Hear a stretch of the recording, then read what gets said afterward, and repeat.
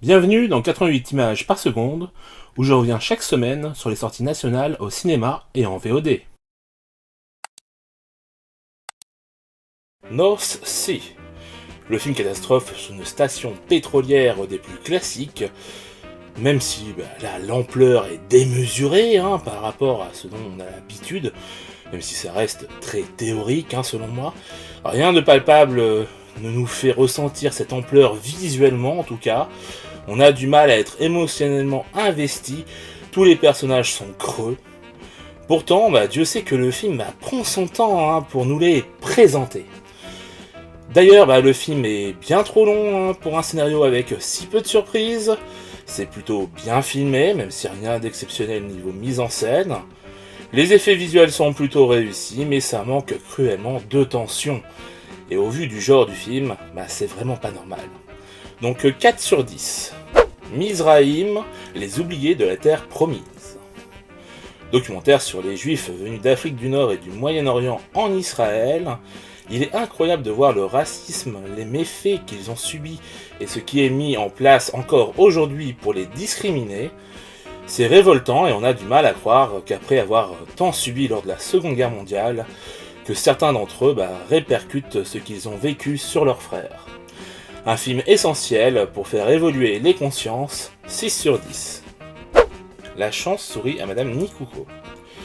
Alors, je ne suis pas fan du précédent film d'animation du réalisateur, mais je dois avouer que l'animation est belle. Le sujet est plutôt bon. Pour autant, je trouve qu'il y a un ventre mou au milieu du film, dû à un flashback qui sort de nulle part, même si par la suite ce dernier aura son importance.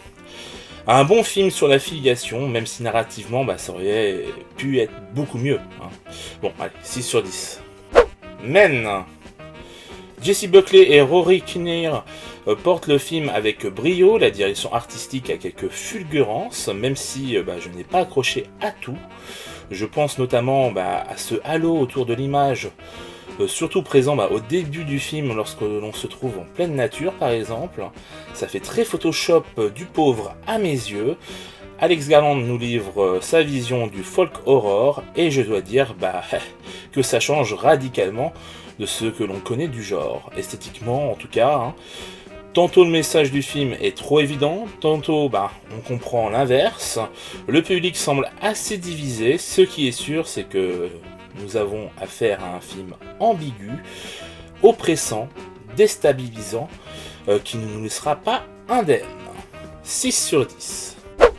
Champagne.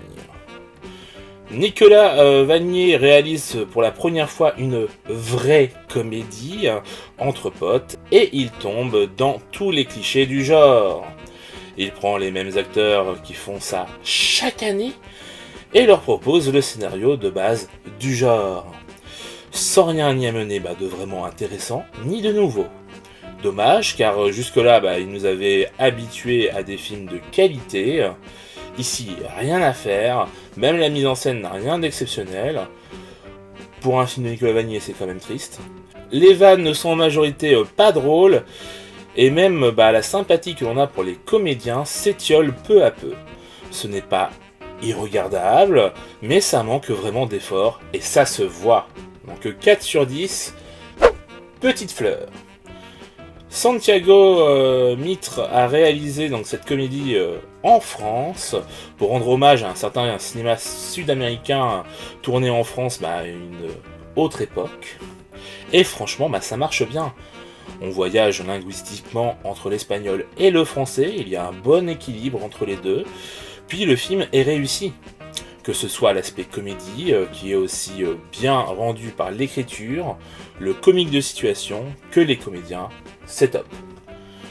La mise en scène joue habilement avec ses décors et ses personnages, la BO est bonne et marquante.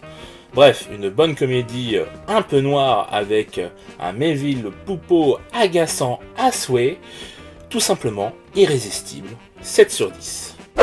Jurassic World, le monde d'après. Bien au-delà de la suspension d'incrédulité, le film prend clairement le public pour un con Et je suis content de voir que globalement le public s'en rend compte et dit stop.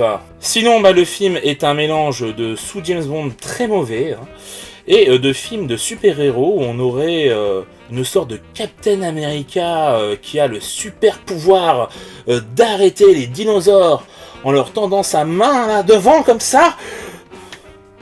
Bref, c'est débile. Ils utilisent donc des poncifs scénaristiques jusqu'à la moelle. La réalisation, en dehors des plans de la bande-annonce présents au début et à la toute fin du film, ne sont pas beaux ou inventifs. Les acteurs viennent cachetonner dans un film vide qui n'a même pas pour lui l'effet nostalgique du premier. La formule est épuisée et pourtant je suis sûr que d'ici quelques années, ils essaieront encore de relancer la machine. Dieu que c'est épuisant. 1 sur 10. Le haut du panier. Le film de sport ultra classique mais réussi, avec un Adam Sandler assez touchant mais surtout tout un tas de personnalités de basketball US qui ne sont pas juste là pour faire de la figuration et prendre leur fric vite fait. Non, car ici on va même avoir le droit à de vrais coachs pour justement rendre les entraînements beaucoup plus crédibles qu'à l'accoutumée dans ce genre de film. Et franchement, ça porte ses fruits, car c'est réussi. On passe un bon moment et on est réellement impressionné par certaines techniques qui ne sont peut-être pas assez mises en valeur par la réalisation. Un film qui parlera autant aux vrais passionnés qu'aux non-initiés finalement. 7 sur 10. Voilà, c'est tout pour cette semaine. Toujours pas un film à mettre en avant, je suis désolé. Les semaines se suivent et se ressemblent. Bref, je vous dis à la semaine prochaine. Ciao!